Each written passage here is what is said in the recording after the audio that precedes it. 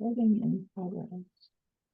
All right, so welcome for the recording. Welcome back.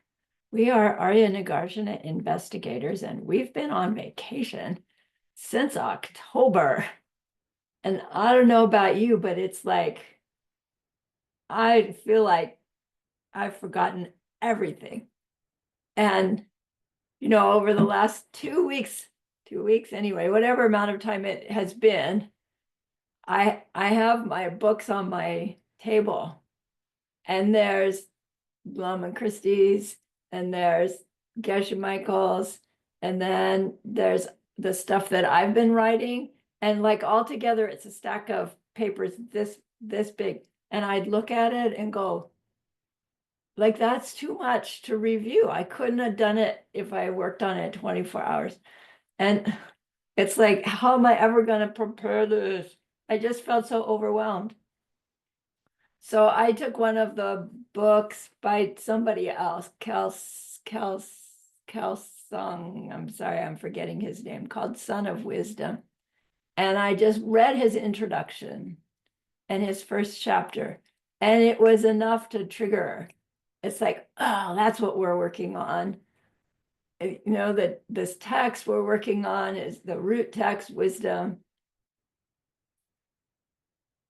But I think we've figured out that it's not just about emptiness, it's about the marriage of dependent origination and emptiness, and how those two are not separable. And if we really investigate what we believe is cause-effect relationship of anything we experience, to see if what we think is cause and effect relationship, will come to see that, oh my gosh, things can't really work like that and be what we experience in life. Something else must be going on, right? And that was Geshe Michael's beautiful conclusion to everything. Something else is going on. And then he gave us those code words. There's the invisible and there's the impossible, right? And the thing that's invisible is the very thing we think is there, right? The pen with its identity in it. And when we really investigate, it's like, oh my gosh, that's impossible. But the investigation doesn't mean, oh, the pen doesn't exist at all. Our investigation leads to the invisible, right? The pen that's impossible is the one that has its nature in it that we think is there, but can't be there if two beings see this object in two different ways. So that visible is the pen that's here from my side and nothing but. And the impossible is the pen that's here from its side. And then there are all different kinds of reasons why we try to convince ourselves that the pen must be there from its side. And each of the different chapters is our yeah, but answer to Arya Nagarjuna's conclusion from the chapter before, that we followed his logic and we go, oh yeah, you're right, about the absence of some cause and effect relationship that we thought was there. And then our mind goes, yeah, but what about blah? And then he addresses that one. And so each chapter is our clinging to things have to be in them. And we cling to that because our linear minds say, if they don't exist in the way they appear to exist, well, then that means they don't exist at all. And that's impossible, right? Things have to exist because here I am, I go to bed, I wake up, I brush my teeth. I'm real. My experiences are real. But to say things don't have their own nature is not saying they don't exist at all, and it's not saying they're not real. But our minds automatically hear it that way. And what I've found in my, working with Nagarjuna and other things is that the more aware I can be of, bless you, of this mind that flips into, well, then it doesn't exist at all, which it does automatically, the sooner I can catch it and bring it back, the sooner I can, right, choose this different response to something. So I thought, let's use today to read the text again, and we'll see how far we get. We can stop and discuss anywhere along the way. I'm going to try to zip my lip so that I don't distract us. But just to get us back on the same page, I just didn't feel like I could jump right back into chapter 15 without reminding myself of what 14 was, 13 was, 12 was, right? We wouldn't really understand 15 well if we did that. So if you don't mind, let's just read the text as far as we can get and see if we can get back up to speed. So before we do, let's gather our minds here as we usually do. Please bring your attention to your breath until you hear from me again.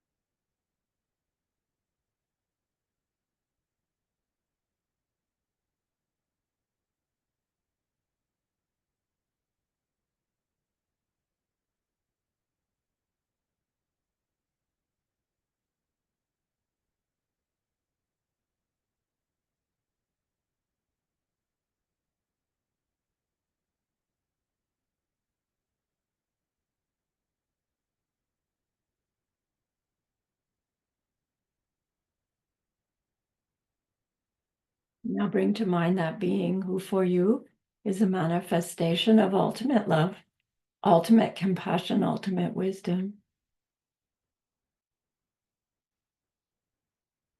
And see them there with you.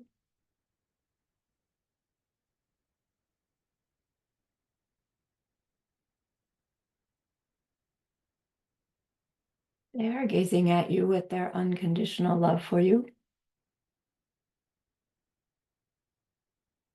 smiling at you with their holy great compassion, their wisdom radiating from them, that beautiful golden glow encompassing you in its light.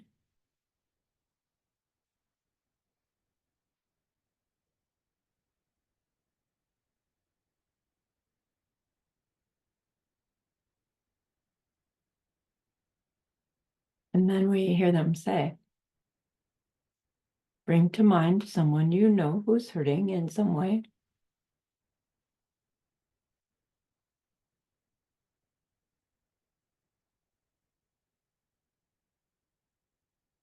Feel how much you would like to be able to help them.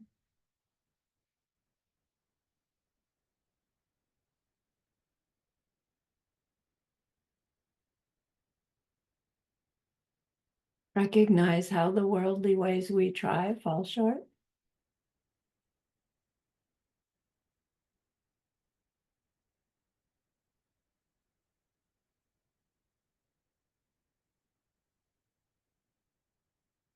How wonderful it will be when we can also help them in some deep and ultimate way, a way through which they will go on to stop their distress forever.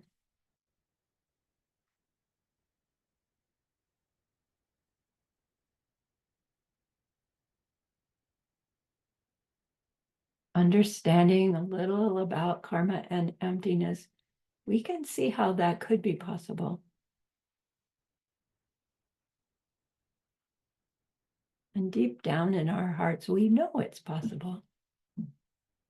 We know it's what we're meant to do. And so we turn our minds back to that precious holy being.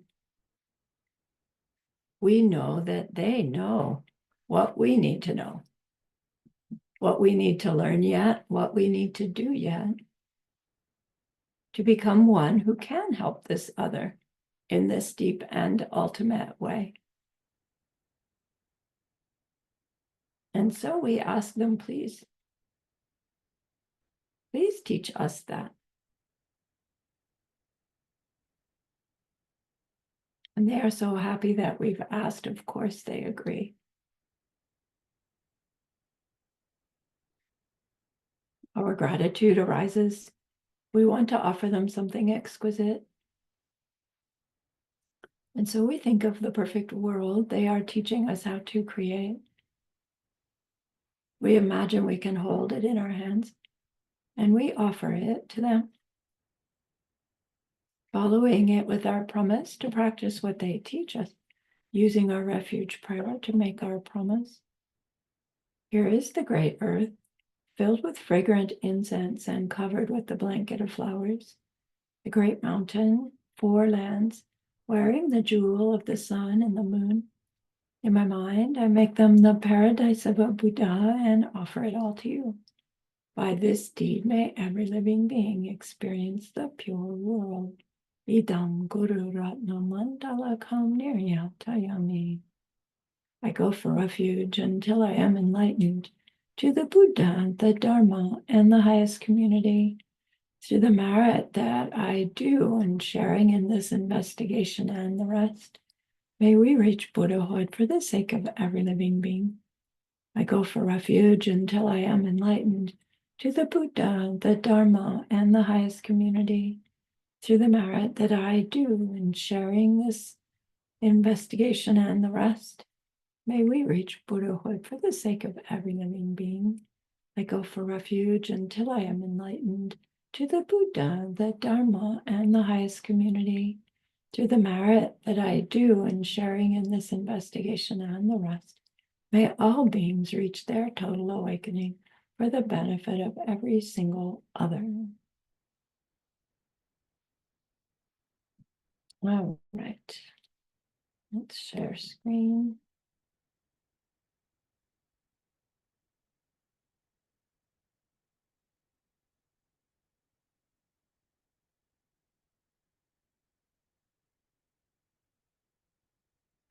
Bigger.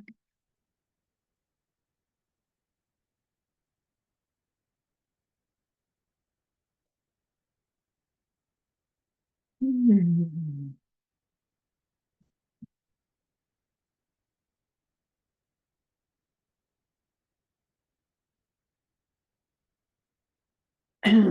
All right then.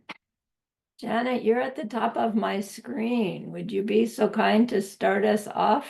Start from the beginning wisdom all the way down to teenage boy, please. Wisdom, the root text on the middle way set in verse by Arya Nagarjuna, 200 AD. Translation by Michael Roche. Opening, here I have made a song for you on the very root of the middle way, which I call wisdom. In the language of India, this text is called Prajna Nama Mula Madhyamaka Karika. In the language of Tibet, it is known as Uma Tsewe Secular Jepa Sherip. In English, we call it wisdom, a song on the root of the middle way. I bow down to Manjushri, the glorious gentle voice in his guise as a teenage boy. Thank you. And Pauline, 1.1. Okay, teacher. I bow down to the highest of teachers, to the fully enlightened one, who teaches us to reach that peace where our fantasies about how things exist are put to a final rest. I just thought of something. Hang on. Time out.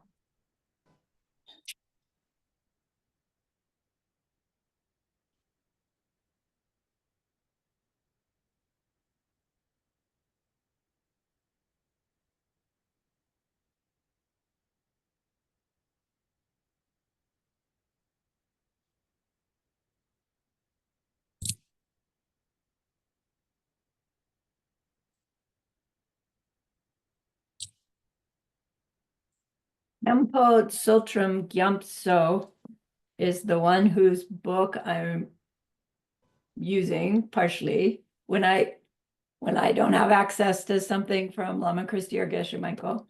Who is he?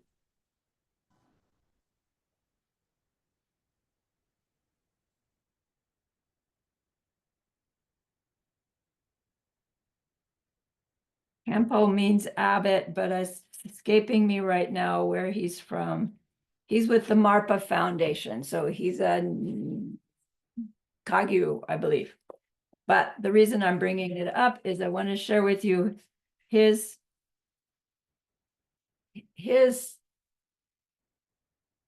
what becomes English translation of this 1.1, just to hear it in a different way. Okay. So in his text, this verse 1.1, I prostrate to the one who teaches that whatever is dependently arisen does not arise, does not cease, is not permanent, is not extinct, does not come, does not go, and is neither one thing nor different things. So he's combined both these. I prostrate to the perfect Buddha, the supreme of all who speak, the supreme of all who speak, who completely dissolves all fabrications and teaches peace. So I'll read it again, right? Just different words saying the same thing, but by way of the different words, we hear it in a new way. I prostrate to the one who teaches that whatever is dependently arisen does not arise, does not cease, is not permanent, is not extinct, does not come, does not go, is neither one thing nor different things. I prostrate to the perfect Buddha, the supreme of all who speak, who completely dissolve all fabrications and teaches peace. So let's read 1.1 again, please, Pauline. Sure, teacher. I bow down to that highest of teachers, to the fully enlightened one, who teaches us to reach that peace where our fantasies about how things exist are put to a final rest.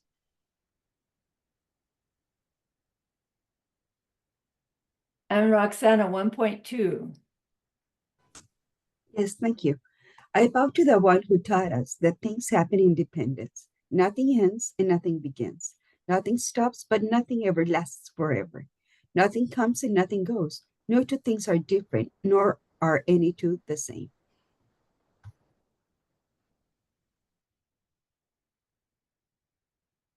So tell me what these two verses are saying to us. Anybody?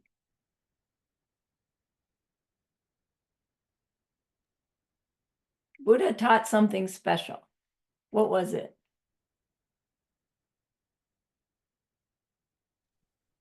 That things exist in dependence to our behavior from the past. Right, right.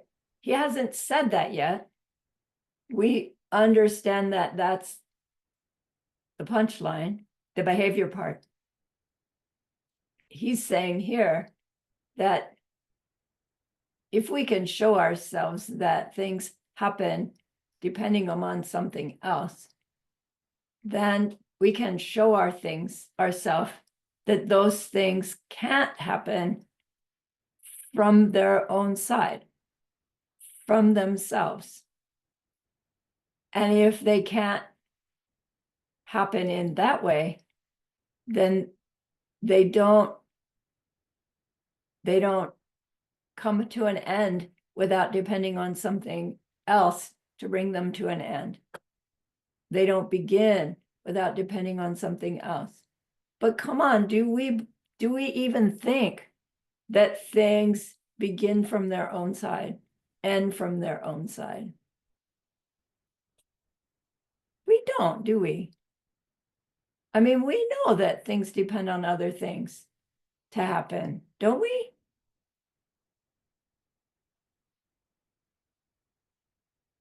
So it really has to go deeper than just pointing out that, come on, cause and effect happens.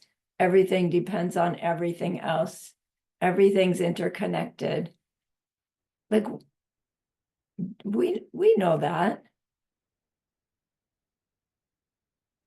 And so as Louisa pointed out, the dependence that we're talking about, as we get into the rest of the chapters, is going to be dependent upon the karmic seeds ripening of the one who's experiencing something ending, something beginning, something stopping, something not lasting forever, something coming, something going, no two things the same, no two things different, right? So it's one thing to prove that worldly wise things depend on other things. We don't need to prove that, we know that.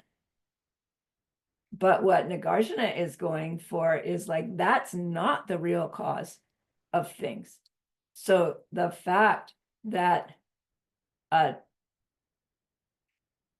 citrus tree had to have had a citrus seed that got planted that was able to grow as its cause for being its material cause for being the citrus tree, and the sunshine, soil, etc., the contributing factors, all of that isn't really driven by the seed and the contributing factor.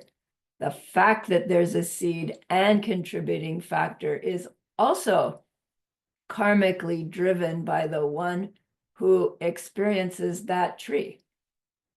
And there is no tree, no material cause, and no contributing factor for someone who doesn't experience that tree. Like, if you don't know citrus tree, if we don't have the seeds for citrus tree, you could be standing in front of the one I see and it wouldn't be there for you.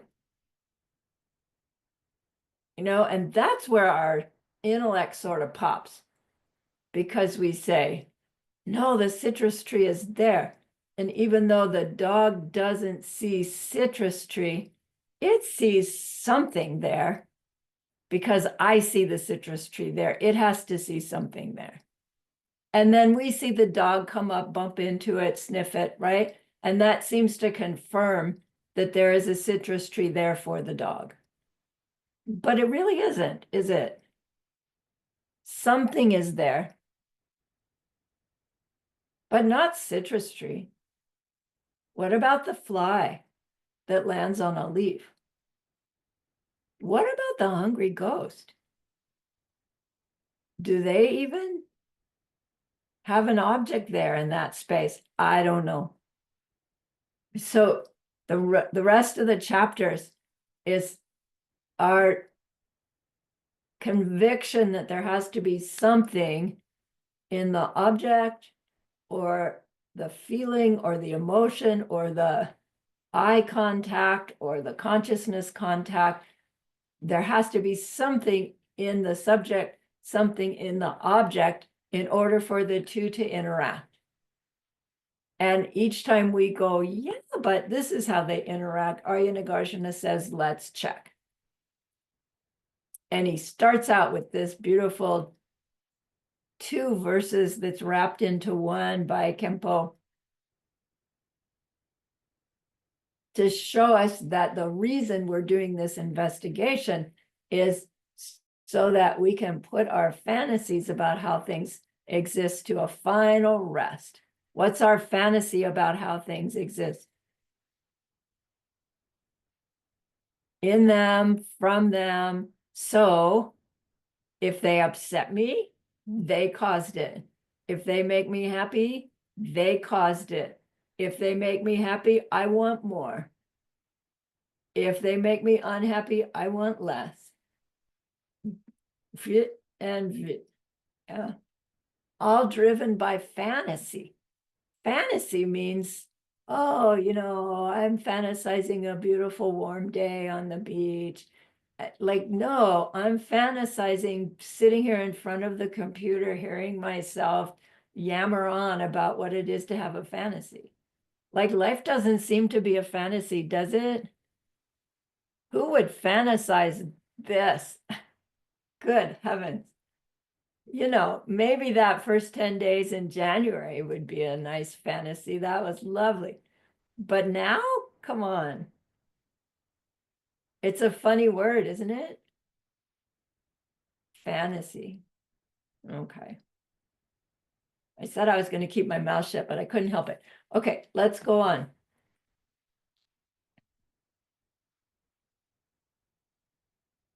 Where are we? Pauline, how did you get down there? 1.3. You're on again. Pauline. Okay. Nothing grows from itself, nothing grows from something else, nothing grows from both, and nothing grows without a cause. There is nothing at all that grows at all. Do we agree with that? No. Right. Thank you for being honest. Intellectually, we know the punchline. In our hearts, nothing grows at all. What is your, what's the reaction to nothing grows at all? What, are you crazy? Right? Things do so grow. Like literally, plants grow. And then, metaphorically, my tiredness grows into I've got to take a nap. My I want such and such grows into another bite of peanut butter, right? That things do so grow. But we know to apply the punchline, not without something else affecting them to make them grow. And then we go looking for all the different things that could affect them. Well, I'm not really hungry, but having another bite of peanut butter is satisfying in some way. And I'll pay myself back for having just done that, right? All these different reasons for why we do what we do that really have nothing to do with the situation, do they? Things don't grow. They appear to grow.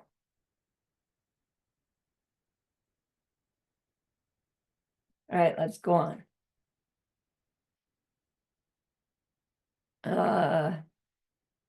Luisa, are you in a place to read? It's fine if you're not. Or Saba, are you in a place you'd like to read? Okay, so we'll go back up to 10. Oh. I can read now, Lama. Okay, great. 1.4, please. The different types of conditions are four: the causal condition, and just so, then the object condition, the condition for what comes immediate after, and finally the dominant condition, and in the same way, there is no fifth kind of condition. What? Thank you. Anybody remember this? He's pointing out all the worldly ways that we believe cause and effect happens. And he says, look, we need to look at each one of these different kinds of cause-effect relationships that we believe in, and there's no fifth one. So once we've considered whether these four kinds of cause and effect relationships can really be working in the way we believe, there's nothing left to investigate. So we could go into all the different chapters and see where he's talking about each one of these. It's not, doesn't go chapter by chapter. They come up in different places at different times. So, yes, Roxana. Thank you, Lama.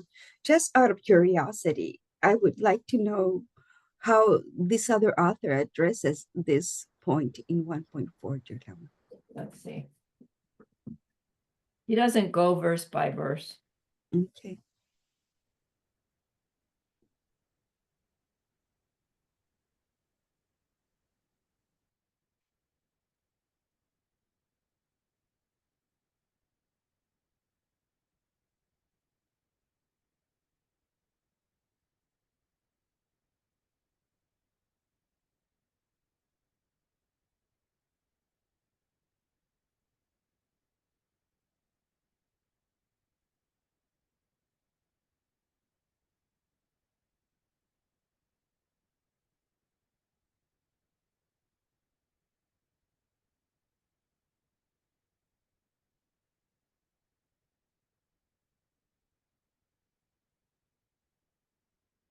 Yeah, he doesn't give us this verse. He gives us 1.3, not from self, not from other, not from both, nor without cause. Things do not arise at any place at any time. Is Kempo's 1.3. Oh, But he doesn't give us go. 1.4. Oh, thank you.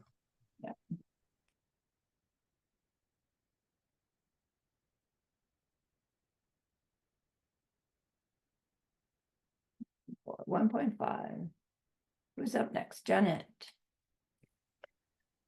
The nature of things is not something that exists and their conditions are such. If there is no thing that is a condition itself, then there is no thing that is something else. All right, we're getting cryptic here already.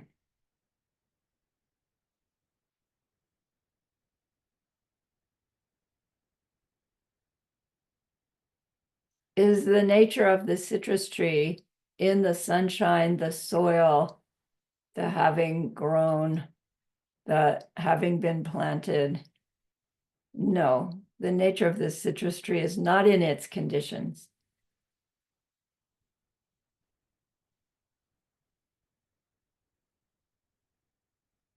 Are the conditions something that are conditions for the citrus tree from their side?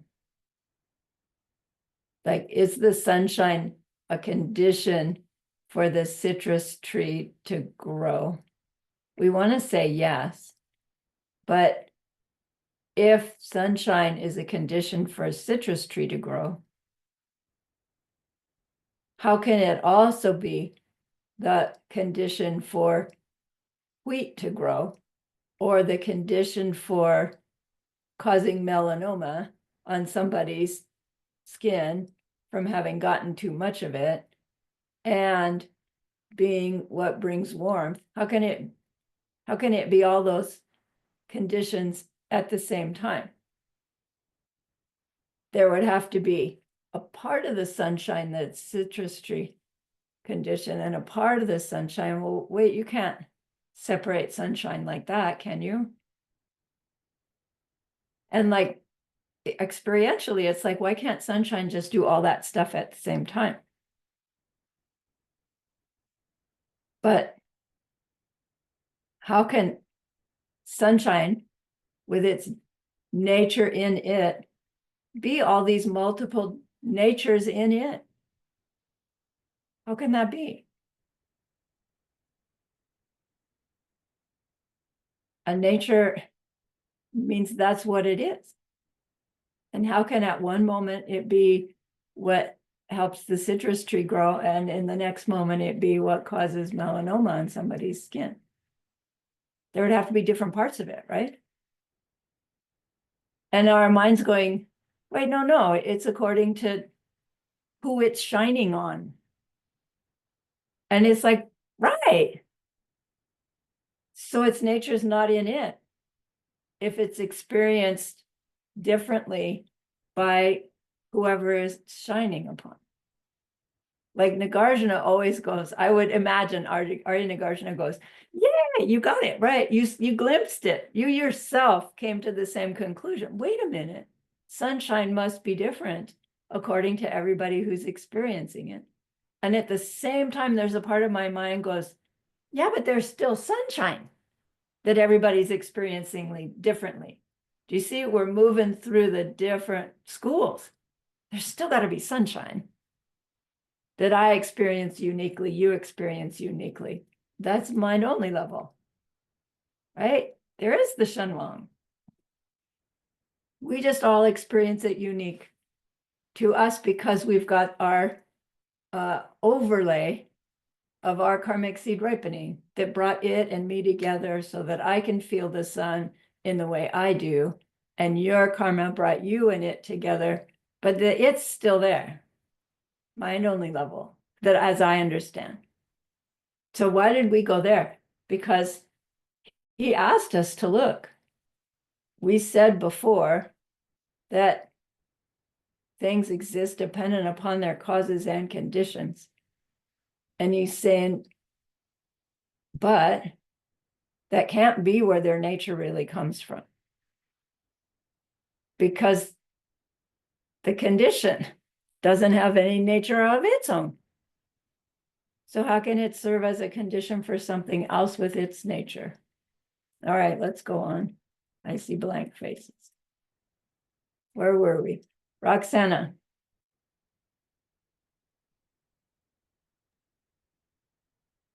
There is no act which has a condition, and there is no condition in the act did have it.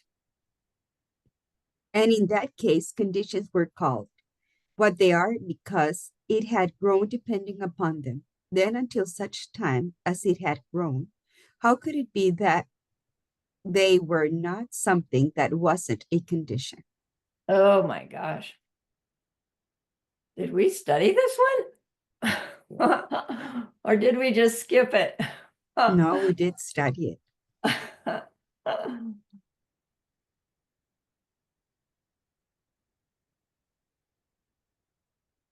Can we go? And there is no condition in the act did have it. I'm kind of confused in that. Just even by reading it. Right. If the act has its own condition, the condition doesn't have its own condition. It's the acts.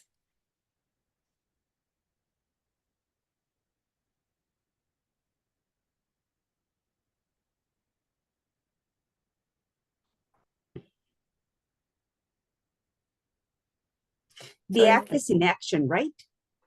Yeah, the act is something happening, the sprout growing.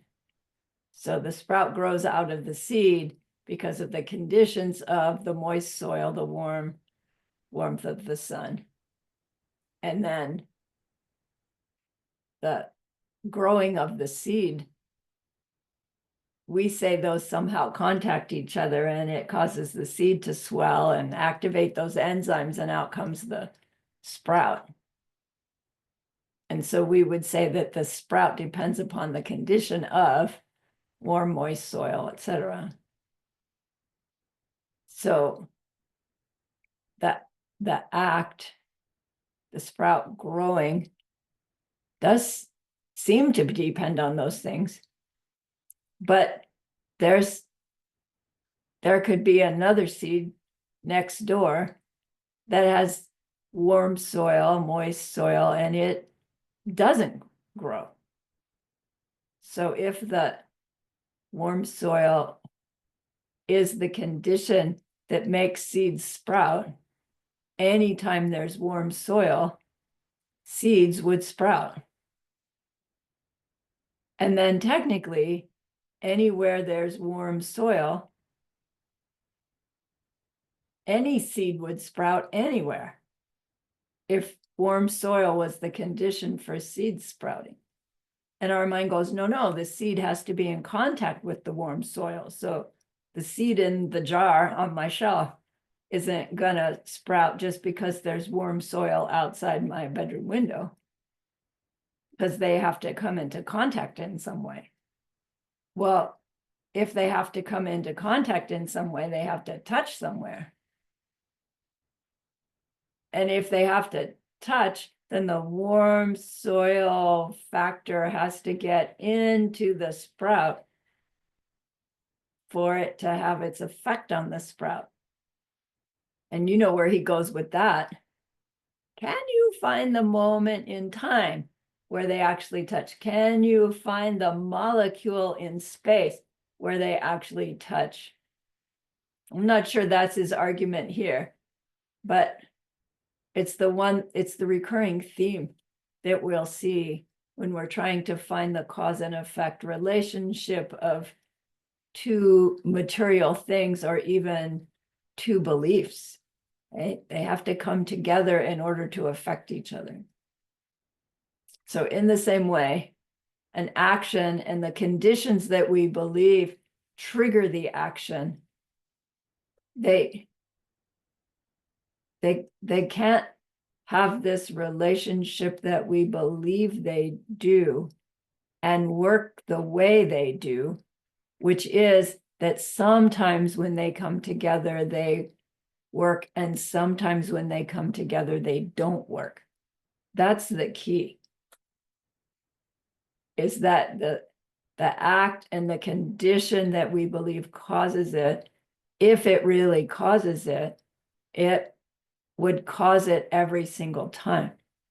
And our mind goes, yeah, but circumstances are never exactly the same. So of course it's not going to cause it every single time.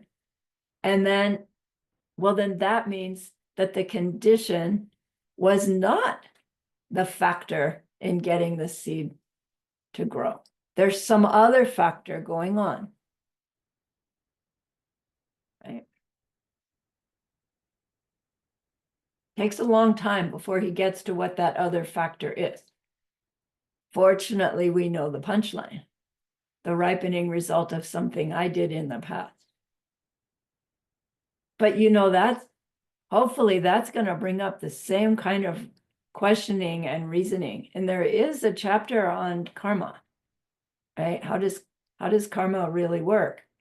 If this thing, a seed in my mind, right, also is a projection.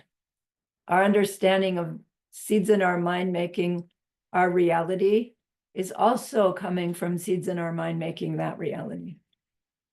And there's no seed in our mind making our reality other than the one that is a result of some kindness that we've done. You know, that's getting harder. That's later on.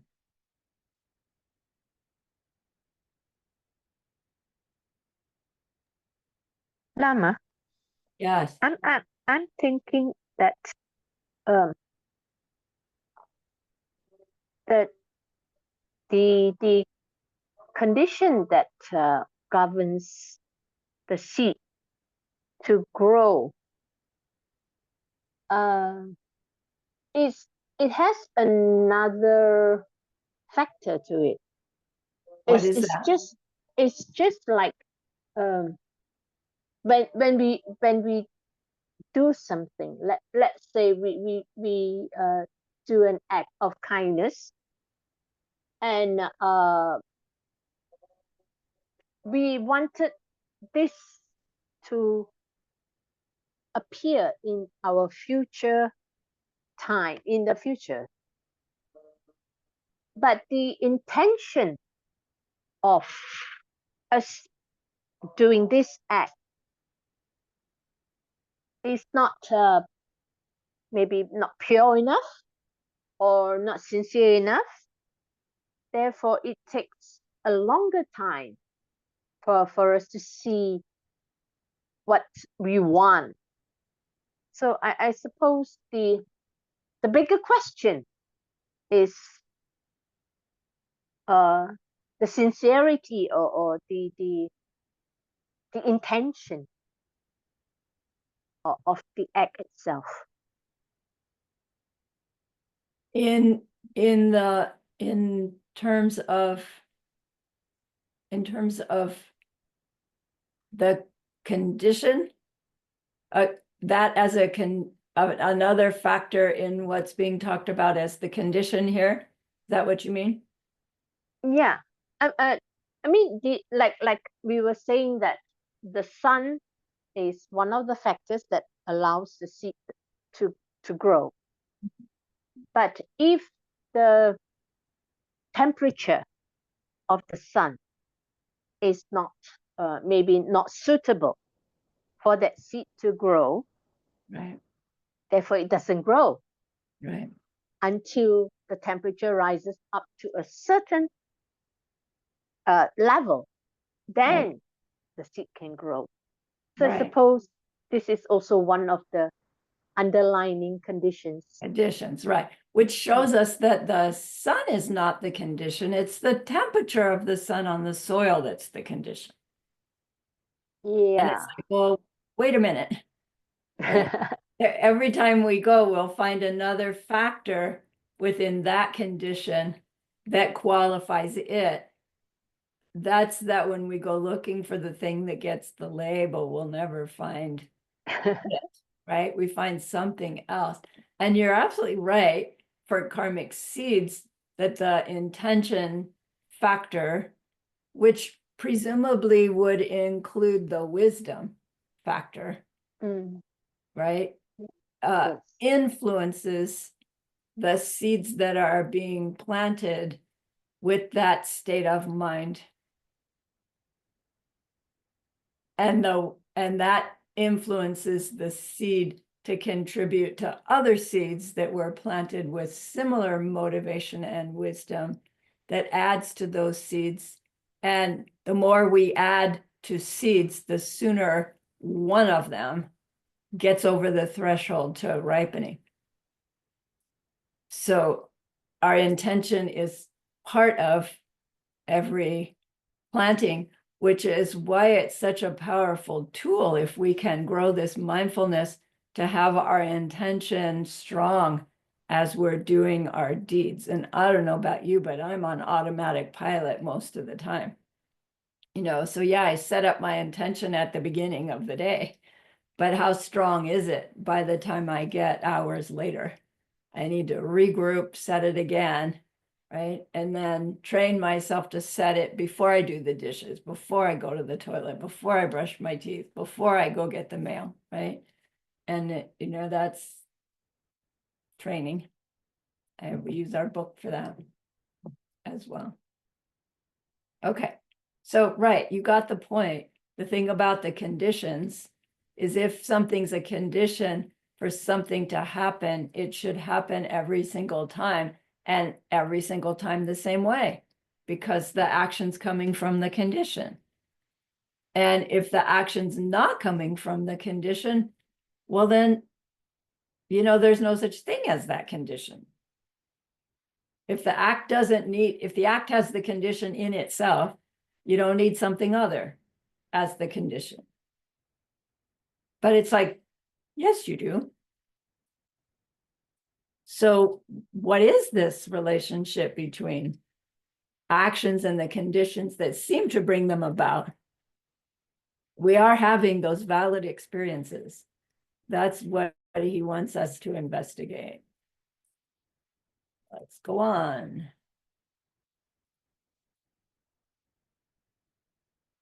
Where are we? Elsie. 1.8, please. Thank you, Lama. How could a thing ever be a condition for something, whether that thing exists or not? For if it didn't exist, what would the condition be a condition for? And if it did exist, what would be the use of the condition? All right, we just showed ourselves that, didn't we? 1.9, Pauline, please. Okay, teacher. Where something that neither exists nor doesn't exist, nor both does and doesn't exist, cannot be produced. How can you call something a cause that would produce it? It would be wrong if that is the way it is.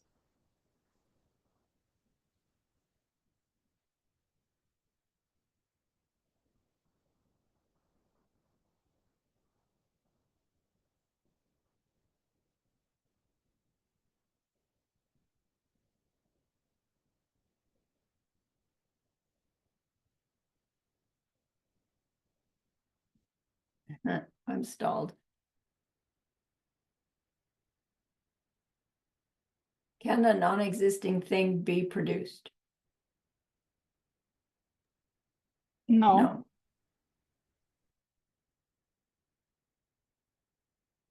So could there be a cause for a non-existing thing? No. No. But do we say that the citrus tree was caused by the seed in the sun and the soil, etc.? Yes. And if we're thinking a citrus tree in it, from it, was caused by a seed and soil, we'd be saying a non-existing thing got produced. Because a citrus tree with its identity in it is something that neither exists nor doesn't exist, nor both does and doesn't exist. It's simply impossible. A self-existent citrus tree. A citrus tree that comes from something else does exist. Is it the citrus tree that comes from the seed, the soil, the sunlight that exists there? That gets slippery, doesn't it? Because yes, that one's there, but not the one that comes from the seed and the soil and the sunlight. It's the one that comes from my karmic seeds ripening a tree from seed, soil, and sunlight. Do you get the difference? There's seed, soil, sunlight, and then over time it becomes a tree. So the tree's not self-existent because it depended upon the seed, the sun, and the sunlight, soil, and the sunlight. But technically, that's not true. That my seed's ripening tree that came from seed, sunlight, and soil is the tree that's there. So you can't say that it was the seed, the sunlight, and the soil that made the tree. It's my karma that made those make the tree. And now that there's a tree, those are long gone.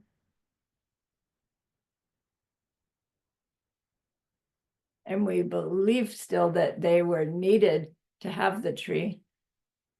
And they were, but only forced by my karma. If I had the karma for a tree to grow without a seed, they would. Right? Fortunately, we know the punchline. This chapter, he's just setting us up to look at how we believe things happen, how things work, what makes things happen, to question. He's not given us the answer yet.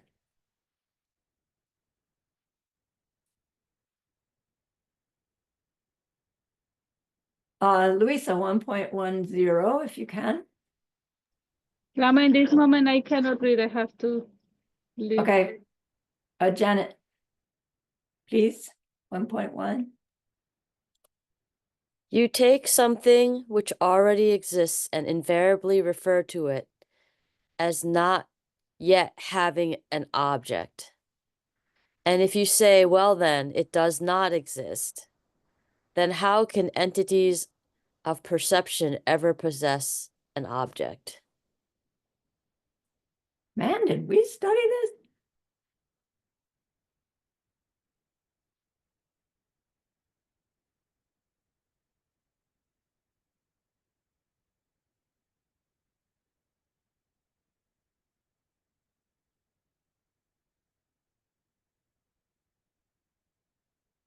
I mean, Ella, I remember, I hate the memory I have, would say they just don't exist in the way you think they Right. do. Right.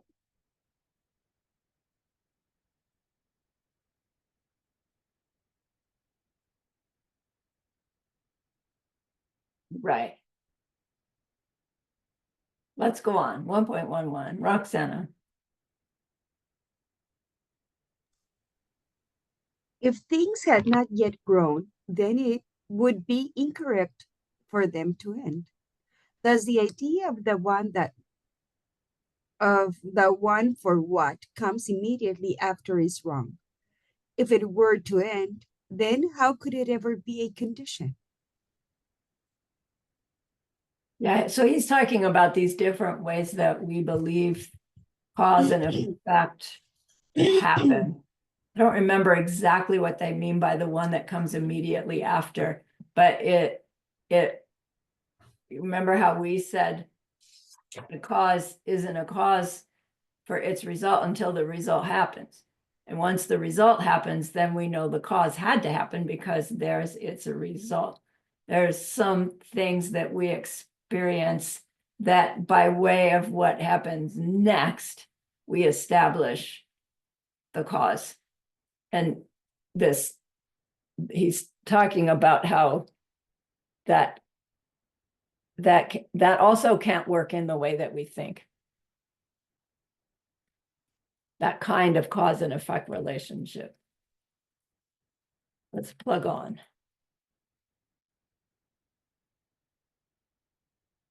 Elsie 1.2, 1.12. Things, though, would possess a nature, for if it were the cause they didn't, the statement made where it was said that this will happen if that is there could never have been correct. So who said this will happen if that is there? Who's being quoted? Lord Buddha.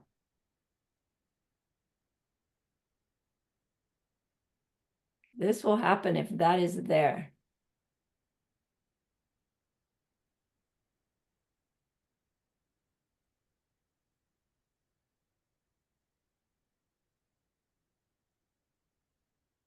And so things have to have some kind of nature, don't they?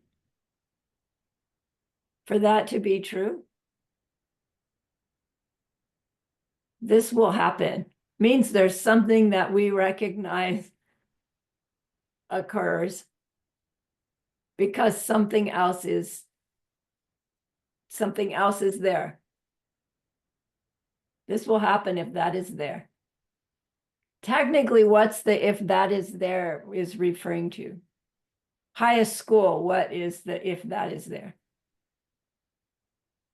The ripening karmic seed. I wish Lord Buddha had said that. Because otherwise, this will happen if that is there is consistent with our worldly belief that everything comes from a cause, right? You have the right conditions, you'll see the moon shining in the water. If you don't have the right conditions, you don't get the reflection of the moon in the water. If you don't have the right conditions, you don't even see the moon in the sky because there's too many clouds, or you're in a cave, or it hasn't come up yet. So in one way, this will happen if that is there, like confirms, our experience. But then if we think about it, it's like if that is there, you can have a situation that seems like all the circumstances are the same as they were before, but there's no moon reflecting in the cup of water. Like what happens when all the circumstances seem the same, but you get a different result? That would be inconsistent with Buddha saying this will happen if that is there.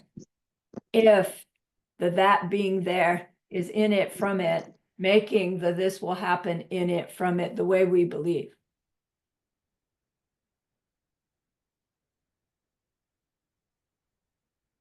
So what nature is it that things do possess that make the if this will happen if that is correct be true? So I guess, Lama, this refers to the 4 laws of karma. This will Where happen if that is there. If a seed is planted, we will definitely see a result. If it is not, then we will not see anything. Yeah, yeah, I can see that in there. Right. So what nature do things possess that's consistent with this will happen if that is there, understanding that, meaning karmic, if we have the karmic seeds, that will happen. Things nature has to be their empty nature, right? So they do have natures. Things do have nature. The nature of being empty of self-nature. That's a nature.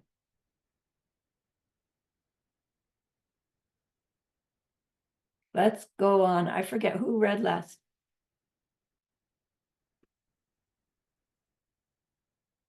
Roxana, would you read for us, please? 1.134, 13, 14. There cannot be any result at all in the convening of each of the individual conditions. How could something grow from conditions if it had never been in those conditions? For if the result were to grow from these conditions without being in them, then why couldn't the same result begin to grow from things that weren't conditions? Yeah, so here he's starting to show us the logic.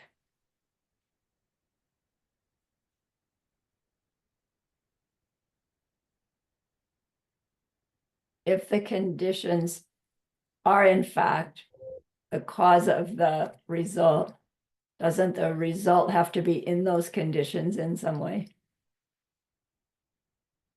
And if it weren't, then why do you need the conditions at all? We would just throw coins Right, and imagine money trees right, grow everywhere. right. Wouldn't be that fun. Okay, we're past 6 o'clock. Let's take a break and we'll come back. Oh, no, wait, we have just one more. Let's finish chapter 1. Elsie, please.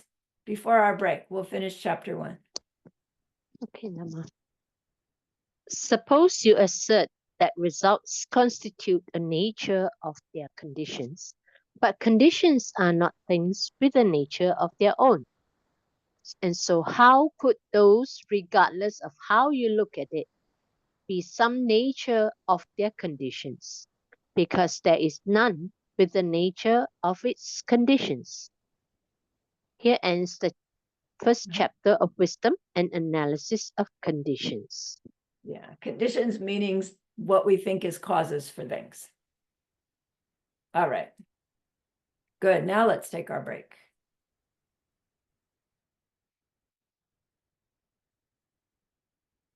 I'm pausing the recording.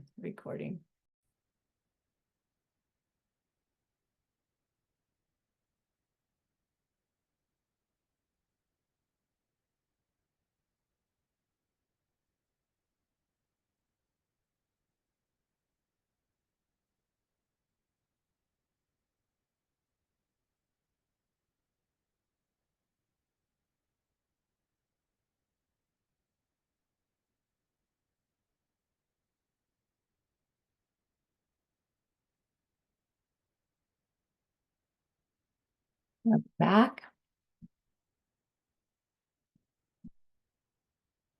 3 of us are back.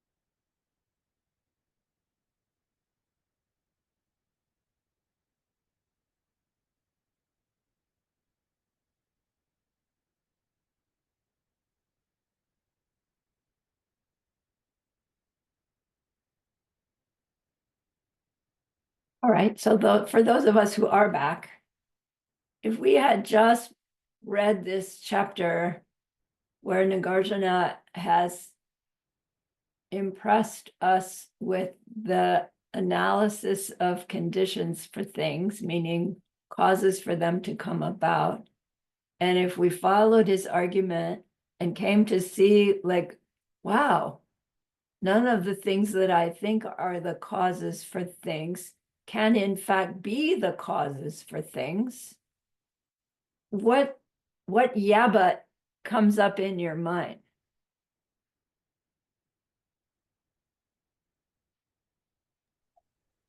Yeah, but it seems to appear this way. Yeah, it's like, yeah, but I do stuff, right? Yes.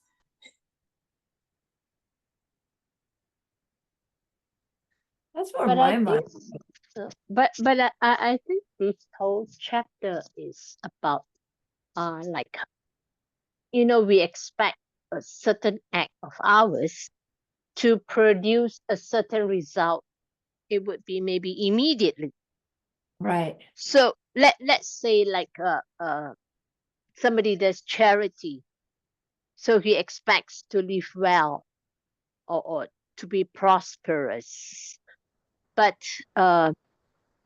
if you look at his current life, even though this person is charitable, but he lives a very difficult life, and he's not healthy, you know.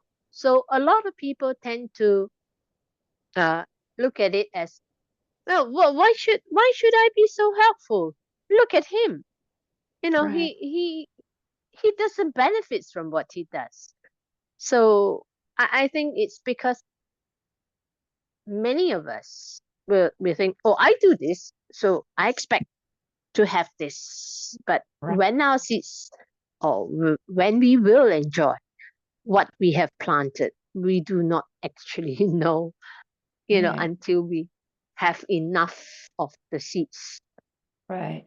Right. And in the same line of thought, when we put the key in the car, we expect it to start. And, you know, most of the time it does. And it seems to confirm that, look, the key and turning it is what causes the start of the car. So, Nagarjuna, come on. It's not true that things don't cause other things. They must. My key starts the car. What does Nagarjuna say to that? If the key is the cause for starting the car, anytime you picked up the key, your car would start. No, it has to be in the ignition. I have to turn it. Well, then it's turning your wrist that starts the car. No, I have to have a hold, right? Do you get it? It's like he's calling us out on our belief. And it's like, we'll find the actual thing that is the cause for the turning the key, right? We can't ever actually find that. And he goes, see, there aren't those actual conditions that cause the actual result. Later on, he's going to say, see, there's not the actual result either. You know, like, get it right. So we hear, oh, there's no causes for things. And chapter 2 comes up, which we don't actually get the name of chapter 2 until the end of chapter 2, which is kind of skillful, but I put him at the beginning because I needed it.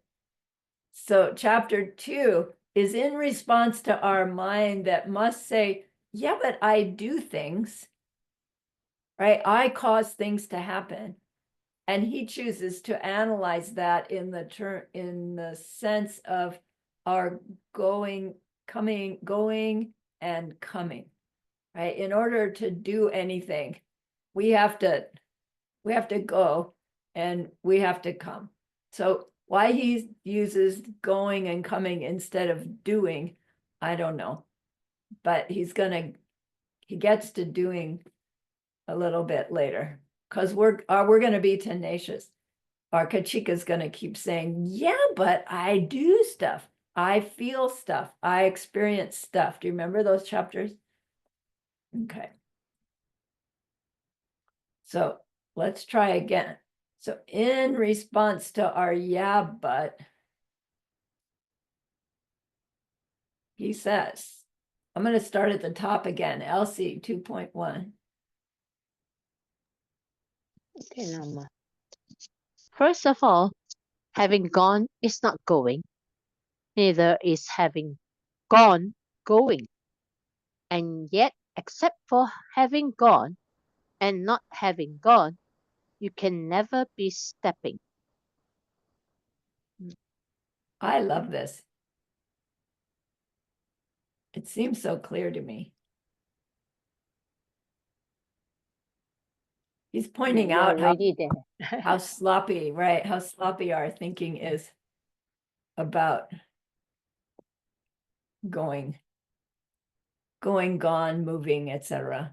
Let's just go on. 2.2, Pauline. Okay, teacher. Whenever one is in motion, there is a going. And why is that so?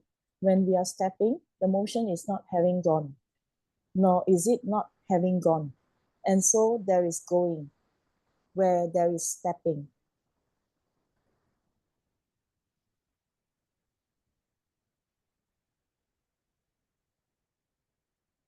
Yeah, I don't quite get the motion not having gone and not having gone, but I do get that any going is stepping, right? Any moving requires moving, is what he's saying. If you move, you're moving.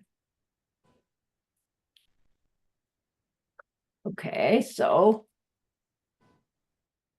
if I can get 2.3 and 2.4. Okay, Janet, 2.3, please.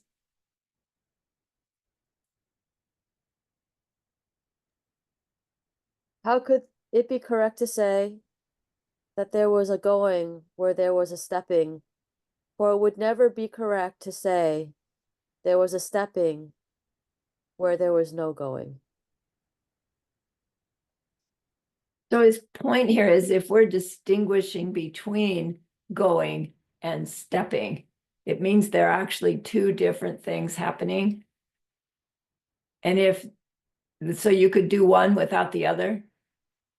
And if they are exactly the same thing, you could, right, you don't need two words for it.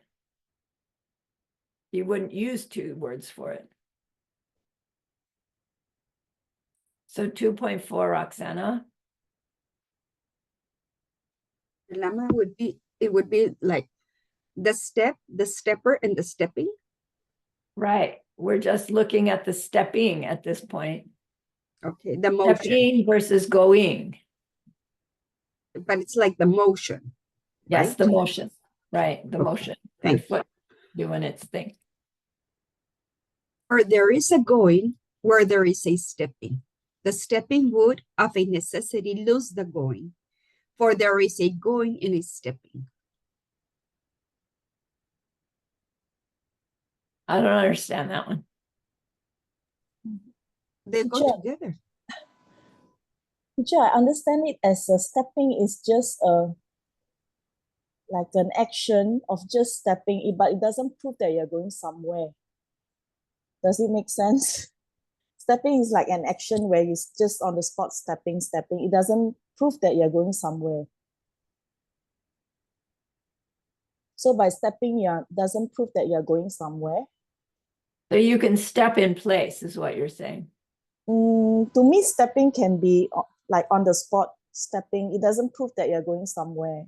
So it doesn't mean that when there is a stepping, there is a going. Going seems to me like you're going somewhere. That means you're moving from a point one to the other point A to point B. Right, but if your right foot is in this spot and you pick it up and set your heel down and then your foot rocks forward, now your foot is in a different place, you have gone, right, that space from where your foot was to where your foot is now, unless you pick it up and set it right down and pretend that you do a step and end up exactly where you are before, is What what about- you're saying, right? You can step without going anywhere. Yeah, like stepping on the same spot. Right. Yeah, because going is like, to me, is like moving from a one different place to another different place. Right, but that could be just a fraction of an inch from here to there. But that Yeah. also means there is some movement. Stepping Right. is like, to me, is like just an action on It's the an same. action, Yeah. right? And going has a direction. Yes. Stepping would of a necessity lose the going, for there is going in stepping. I don't understand. But you're right. I appreciate your distinction between stepping and going. Which again, I think Nagarjuna would go, great, recognize that. Because neither one exists in the way that we think. But in order to understand that, we have to know what we think, so that we can see whether it's true or not.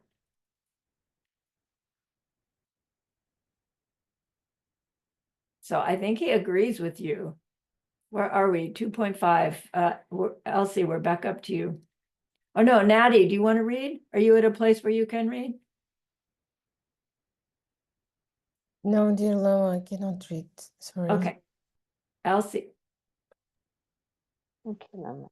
If there existed a going with the stepping, then there would be two goings. The one where one was stepping and the one where that was going. yeah, that's what Pauline pointed out. They're two different things.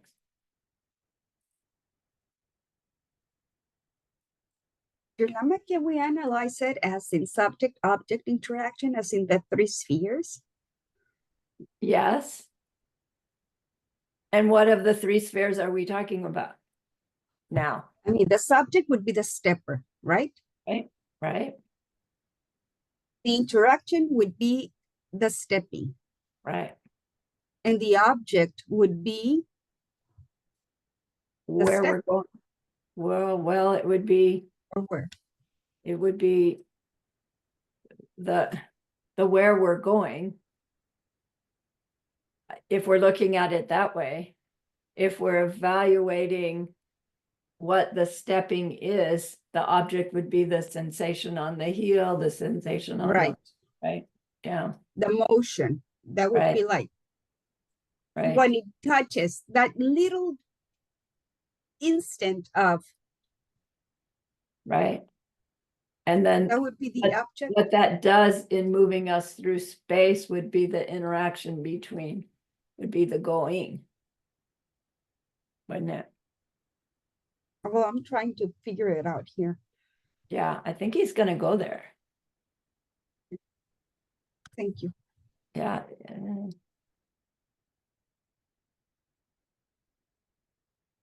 So he's just said, if a going has some nature of its own and a stepping has its nature of its own, then you have these two different things going on and they're both moving you somewhere.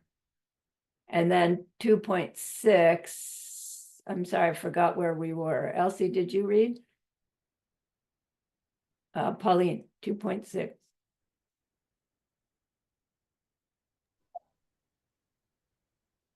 And if there had to be two goings, then there would have to be two goers too. For it would never be correct to say there was a going where there is no goer. Okay, so Roxana pointed that out.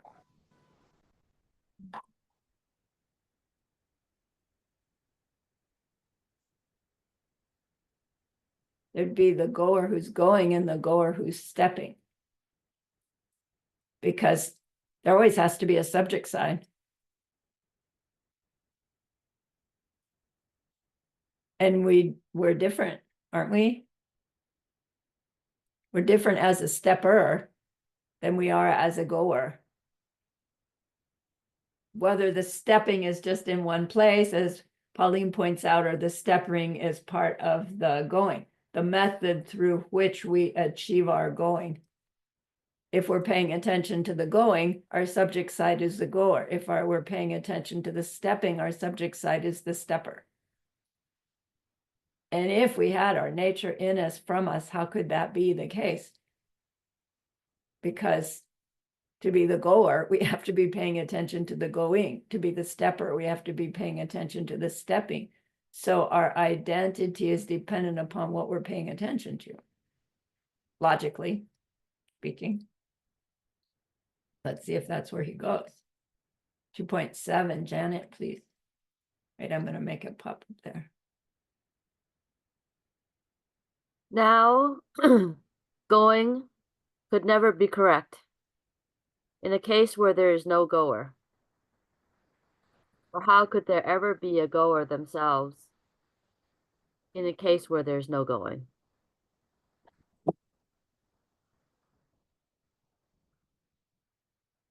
So when do you start labeling your subject side a goer?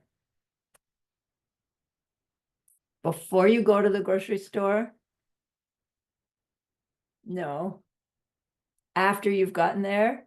No. While you're going there? Yes. When does that start? Not until I put the car in reverse? But wait, I can have the car in reverse and still be sitting in the carport. I have to put my foot on the gas and move the car, and now I'm a goer. Is that right?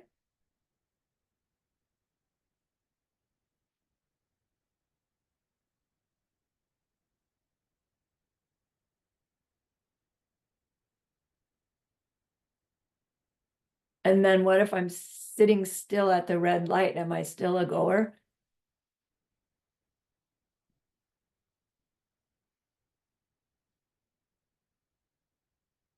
.8, Roxana. First of all, no goer goes, but neither does someone who is no goer go. How so too could someone go who was some third possibility, someone besides a goer or not? How in the world does this come across in Sanskrit and Tibetan? I cannot imagine, especially with Tibetan with the syntax backwards. Forwards, right? We're backwards according to them.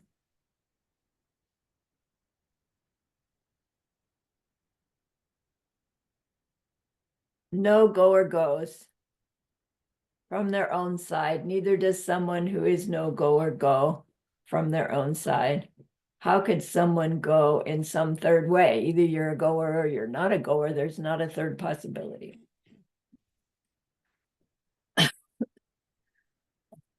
At 2.9, Elsie, please.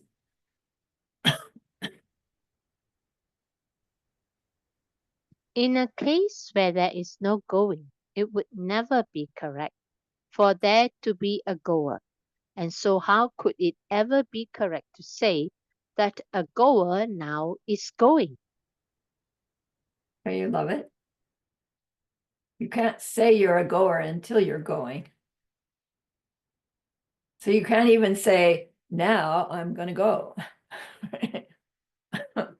You can't say you're a goer until you're going. Correctly. You can say it. You'd just be wrong. Okay? Honey, I'm going to the grocery store. No, you're not. Not until you get in the car but wait a minute, at one point, like I could turn left and go to the grocery store. I can turn right and go to the desert museum. What if I change my mind? What if the car runs out of gas?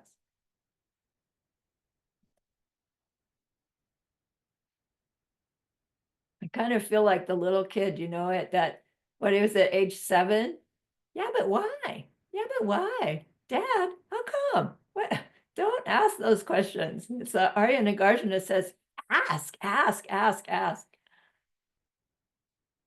2.1, Roxana, I think you're up. In the position that says that a goer is going, there would have to be a goer that wasn't, because you wouldn't be saying that the goer was going. I don't know, there's But some here- implication here I don't understand. But my mind keeps going with the ripening of seeds in such a fast speed Right, that we don't even feel that we're going, but we're going, right, right, isn't it? right. It's like the flow that is just carrying us in such an automatic pilot that Yeah, we're not even aware of it. exactly. But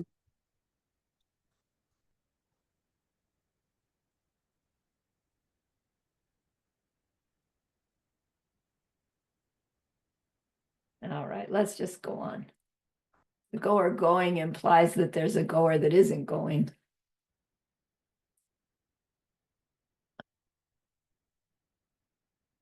Because otherwise you wouldn't ever designate that you're a goer going. You wouldn't have to say that, everybody would know.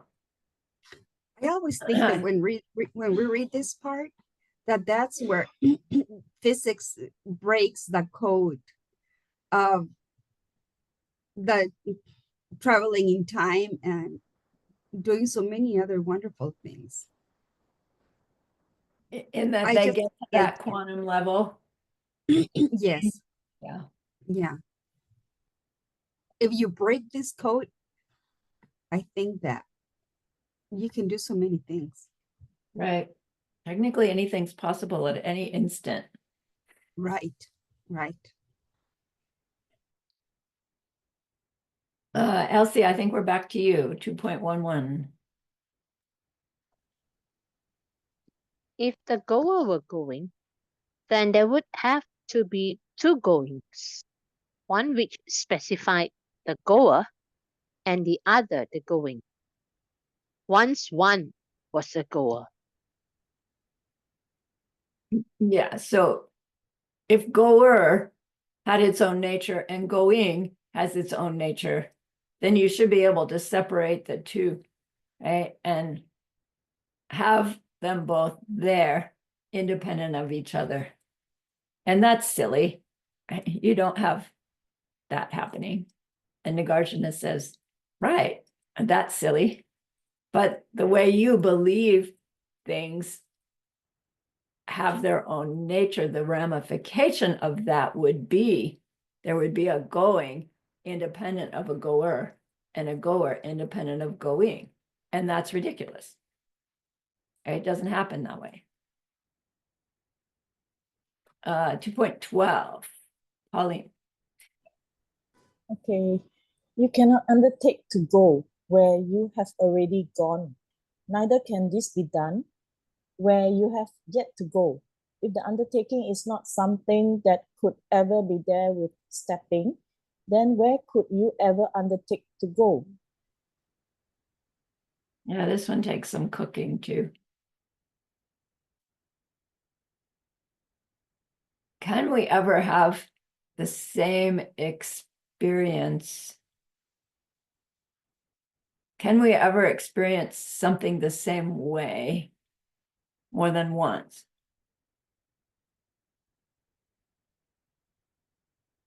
Seems like it, but we really can't, right? Even not knowing about seeds, every time you see your refrigerator,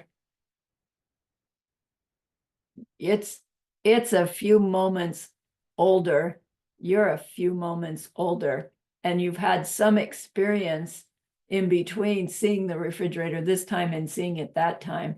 And that experience that you've had in between has changed you a little bit.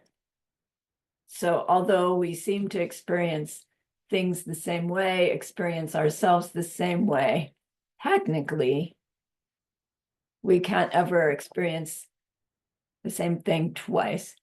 And then when we understand about karmic seeds, it's like, of course we can't, because those 65 per instant seeds ripening, they're done and gone.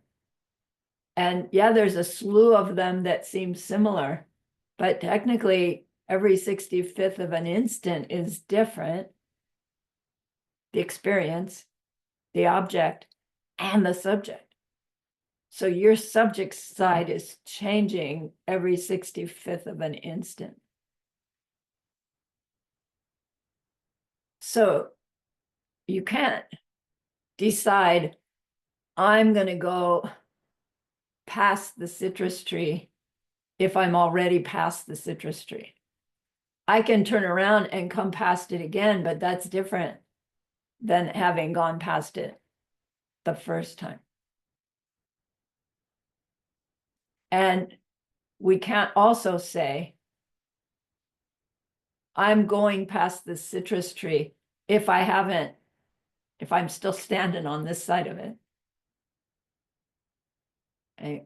We have to undertake to go to be able to say that I've gone past the citrus tree. But we've apparently already investigated what is this thing stepping that I use to do the going. And right, we didn't do it in this class, but if you evaluate your stepping, you put your heel down, your foot rocks forward, you come onto your toe, your other foot does the same thing.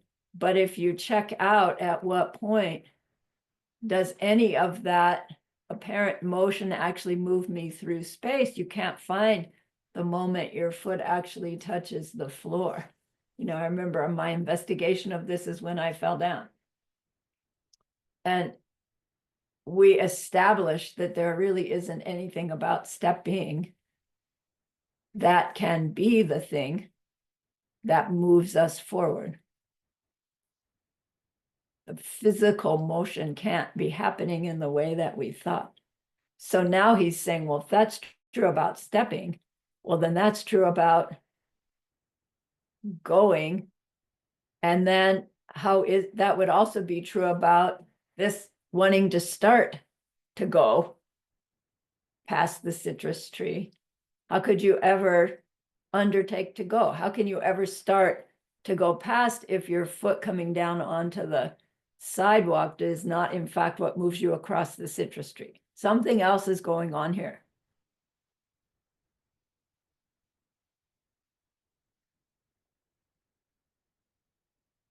Oh, here, this is where he talks about it. Janet, please, 13. There exists no spot for stepping where they are undertaking to go, before they have undertaken to go.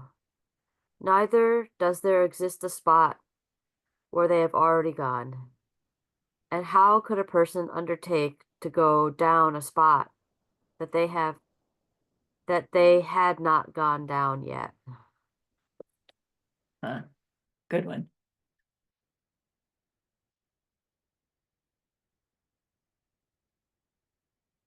That's the little kid arguing with dad, who just said, you know, just go, right? Go to the park. Yeah, but how can I actually get there? Roxana, 14. At the point where undertaking to go disappears completely, then where is the part gone done? And where is the part being stepped upon? And where is the part we have yet to go down that we seek to investigate? It's just that we cannot really pinpoint it. And by the way, that we pinpointed exactly, time has passed and it's another ripening and it's another 3 spheres going on and on and on. So that's why it's not that we're not moving, it's just that we cannot really exactly decide where it's happening. Right. And if we can't decide exactly where it's happening, it can't be happening in the way that we think, but it is happening. Right. And we apply the punchline, as Roxana points out, it's our karmic seeds ripening, us moving, right? Through space, going. Going does happen. Nice explanation. 15 and 16, Elsie. First of all, a goer cannot stand still, but neither can someone not a goer stand still. That would be someone standing still, who was a third possibility between one who was a goer and someone not a goer. At the point when not going was there, a goer then could never be correct. How could it at all be correct? To say in the first place that a goer was standing still. So somebody must have said to be a goer, you had to be not a goer, decide to be a goer, but you haven't gone yet. So you're standing there ready to be a goer. And I call myself a goer that's gonna go. And Nagarjuna goes into this. wait a minute. If you're standing still, you're a standing stiller, not a goer. It seems silly, doesn't it? But we see where it takes us. If we're willing to follow his thinking, we can reach this different understanding of what's going on. Can a goer be standing still? No. Because what it is to be a goer is to be going. When you're standing still, you're a standing stiller. And then something shifts and suddenly you're a goer.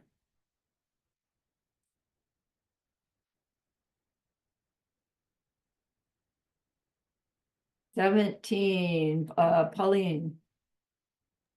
Do A and B, please. Sure, teacher. There can be no turning back where we are stepping, and not with where we have gone or where we have yet to go. This is the same as with the going, as regards going, engaging, or turning back. Right? At any given moment of time, right? By the time we identify what we are doing, that moment is gone. And we're technically doing something else.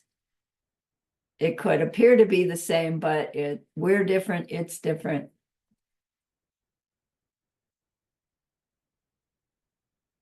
I want to finish this chapter. I don't know how long it is. Janet, 18, please.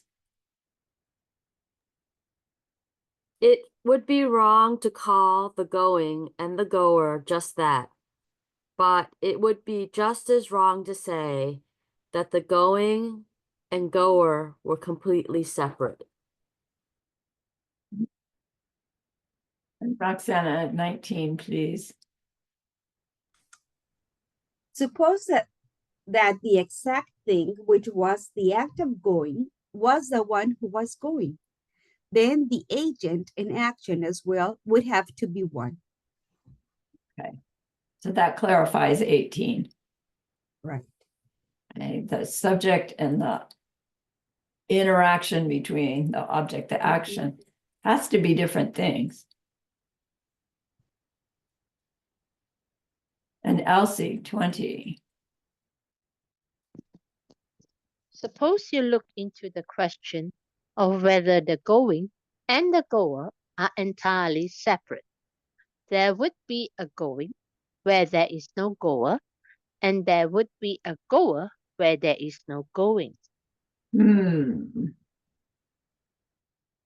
Pauline. Since this pair could never be a thing where they were one and the same, and could never be a thing where they were entirely separate, how then could these two even exist?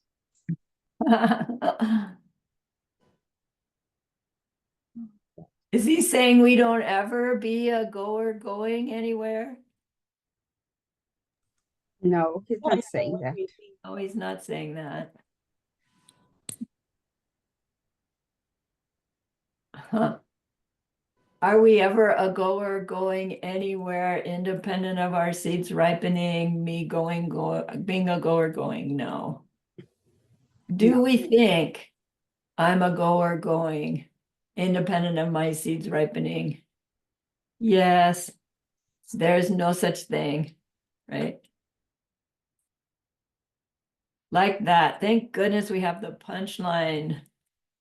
Thank you, Geshe Michael. I'm a Christy. 22. This chapter's going on forever. Janet. Any going which specified one going could never be a going. And that's because when someone goes somewhere, there is no one there before the going.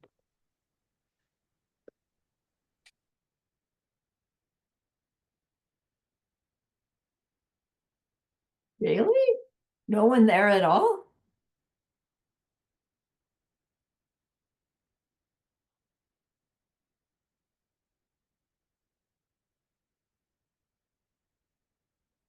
23, Roxana.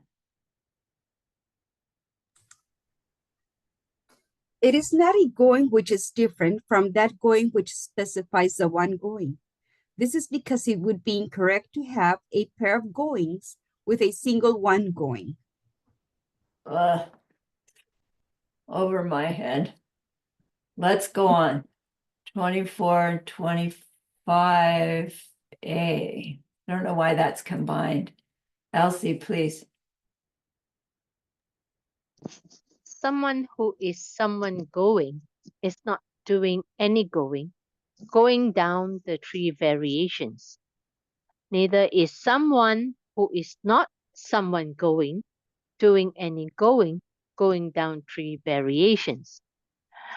Neither is someone who both is and is not doing any going down three variations. The three variations, I think, are going, having gone, Gone. and going back. I think is what that three variations means. So at any place, right, in that going, there's not a being in them from them doing that. There's not a going in it from it that they're doing. There's not a place they're getting to in it from it.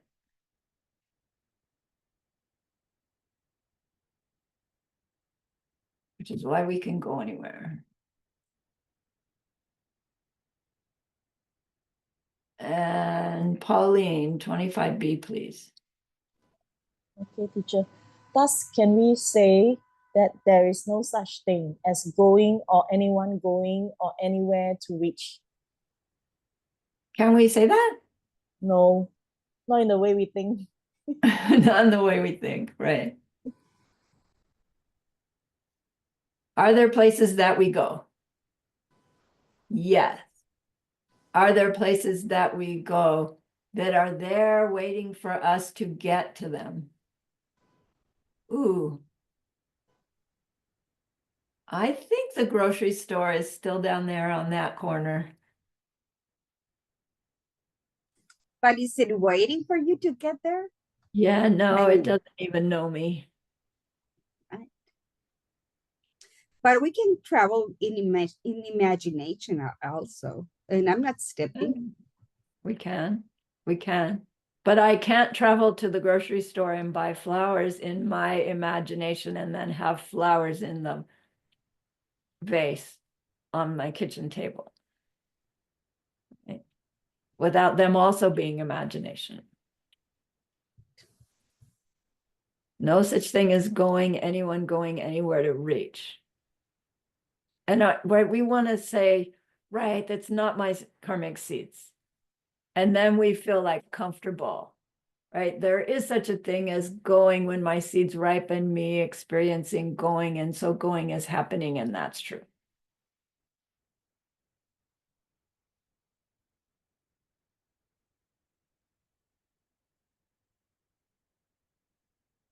But I still feel my own mind go, okay, good. And that sense of satisfaction, I'm afraid, reconfirms my belief that there's a me that's separate from going and the place to go. When I settle into, yeah, nothing but seeds. I can't verbalize what I'm feeling, what I'm sensing. Yeah, me too. But your Because I'm tingnan to- misunderstanding. I'm still misunderstanding what it means to be seeds ripening and nothing but. Yeah. Yes, Roxana, I interrupted. No, I'm sorry. I was thinking about the same. It's like I imagine that until we're omniscient, that's when we're going to be able to sense I'm going, I'm stepping, I'm the goer. I mean, like like seeing those ripenings Right. simultaneously because my mind just, I mean, I'm sitting here and I'm moving and I say I'm stepping, and where is the step? I can play it on my mind, but I cannot really intellectually, I try to get it, but when I try to explain it and act it and be aware of it, be consciously aware of it, it goes too fast for me to grasp to the idea of explaining it even to myself. Right. I agree. It feels to me like if we really were in this space that Nagarjuna is in, when we say, thus we can say there's no such thing as going or anyone going or anywhere to reach, we would go, yeah. It wouldn't be what? It would be, oh, exactly. Like this confirmation of what you know to be true about your own identity as being empty, blank, the availability to be whatever is shape-shifting things as in the moment. No, and now it's going to the grocery store, and now it's coming home, and now it's this, and now it's that. And there's really not this distinction between subject, object, interaction between. It's like all of it happening, right? Happening. And the whole identity is that whole being happening, like words fail at that point. And then it feels to me when I like glimpse that space is this process of it all happening is this sharing, right? It's all happening because of the impulse of love, right? Love meaning, this is an exquisite reality of being, and it's everyone's true nature. And when everyone is in their own reality of their own true nature, it feels so exquisite because it's being done for everyone that makes up your reality. And it's just this love happening. And it's like, I just get a glimpse of that from this verse. When I try to take away, when I read this verse and go, what's he trying to say? And rather step into what I believe is what he's feeling when he writes this verse and go, oh man, why can't I hold that always? Because I can't yet. Oh, and look, here ends the second chapter, the analysis of going and coming. So this concluding, actually, let's go back. Let's look at the first verse and the last verse, shall we? Okay, I'm going to go fast. Don't get sick.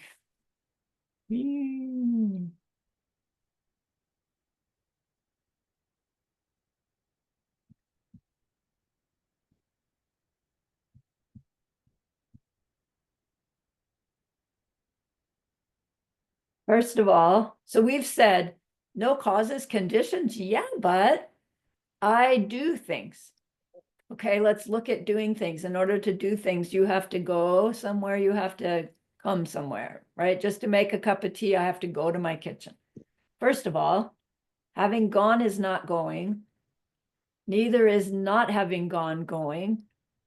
And yet, except for having gone and not having gone, you can never be stepping, right? You can never be going somewhere.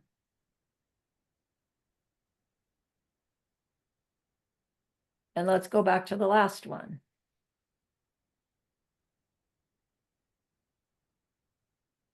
All the rest is him explaining himself. Whoops. And then he says, thus we can say that there is no such thing as going, or anyone going, or anywhere to reach.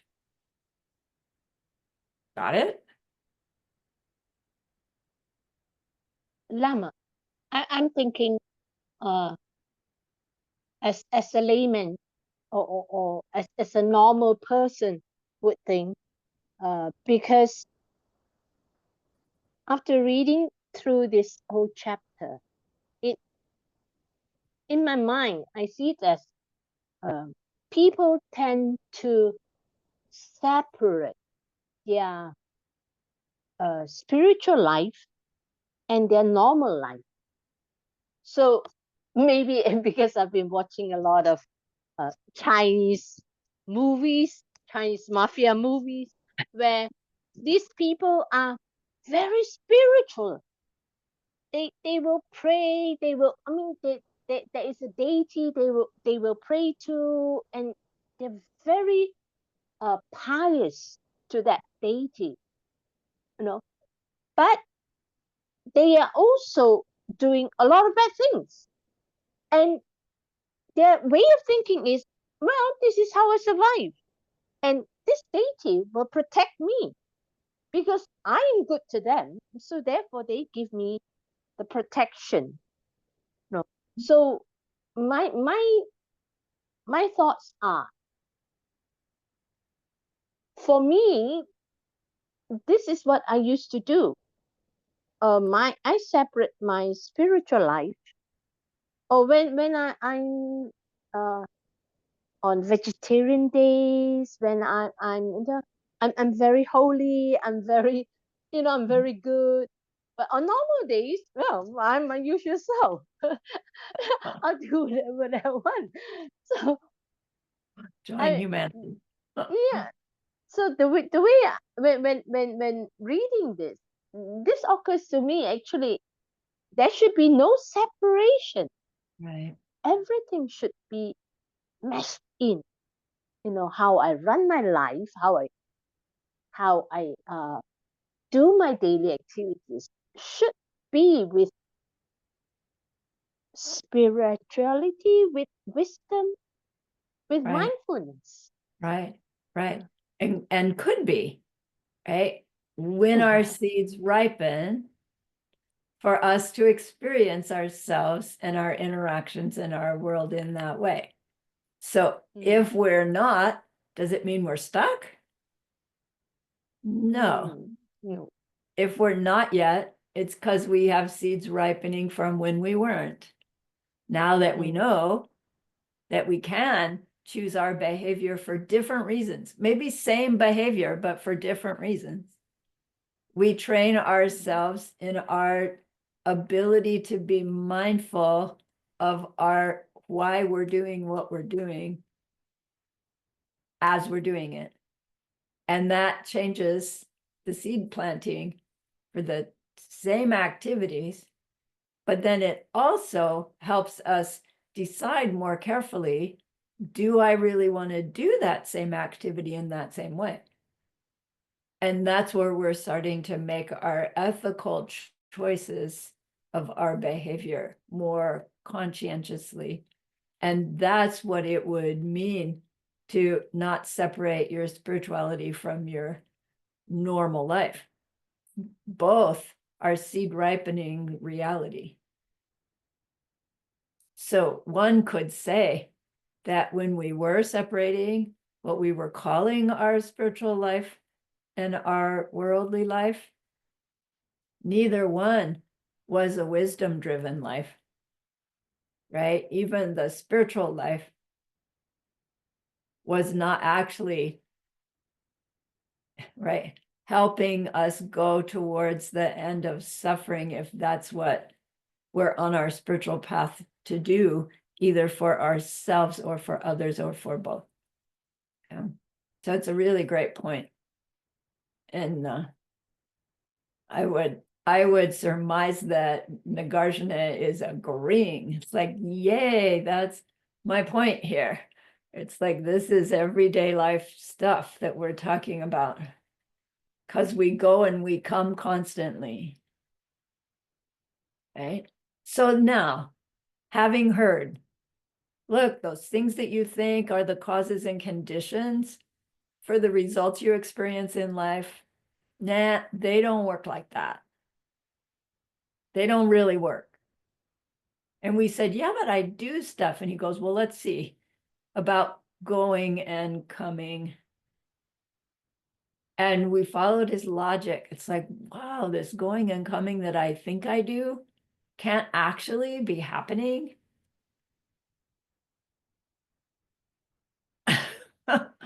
What does our Kachik say?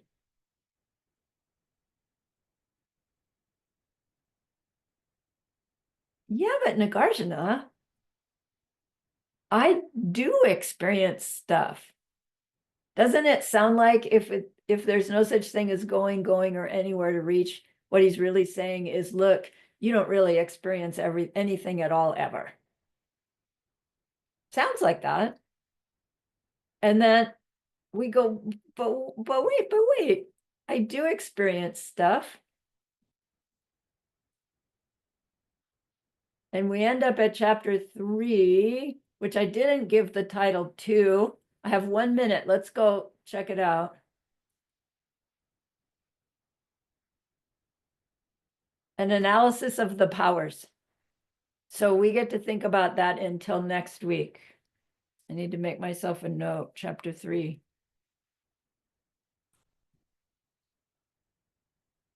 So I'll ask you a question for next week.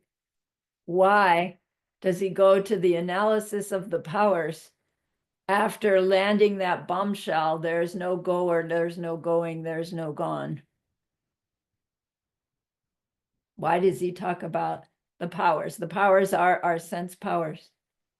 The eye that picks up color, shape, ear, decibels, etc. And then what happens after that? Okay, so that's our question for next week. Yay.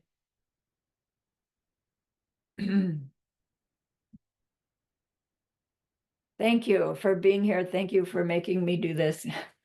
I appreciate it. I learned so much. And I'll get back in the saddle of preparing stuff. So remember that person we wanted to be able to help.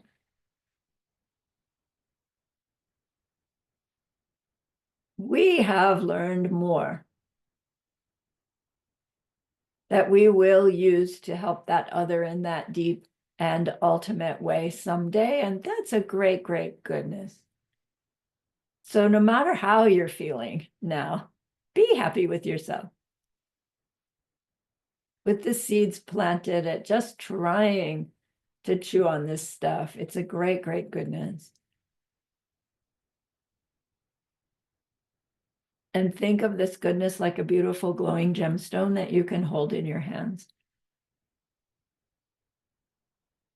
Recall your own precious holy guide. See how happy they are with you.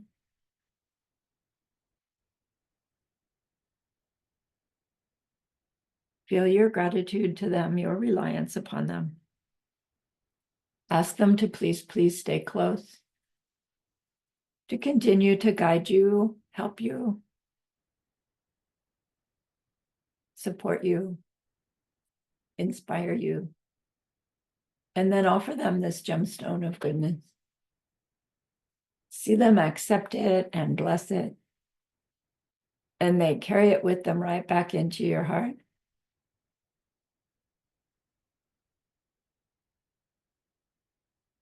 See them there, feel them there. Their love, their compassion, their wisdom.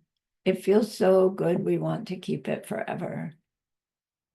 And so we know to share it by the power of the goodness that we've just done.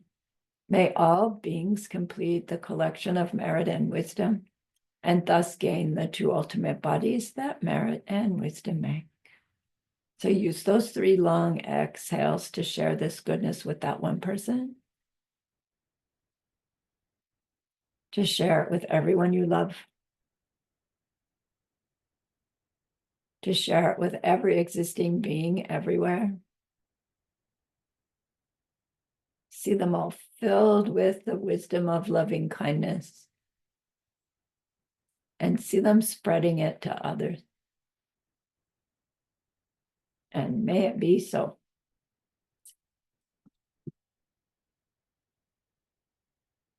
Okay, thank you so much. Have a lovely week. See you next Wednesday, if not sooner. Thank you, dear. teacher. Bye. I Teacher, love you. Yes. for Chinese, next week, I think it falls This on first day of Chinese New Year. Yeah, Chinese okay. New Year, our reunion. Then I So think miss you. I You won't can be listen joining. to the Sorry. recording. Yeah, Yes. Sorry, won't teacher. be able to join to Lama. Yeah, I understand. Okay. Okay. Happy Thank New you, Year. teacher. Thank you, Thank teacher. Thank you, teacher. Bye bye. Bye-bye.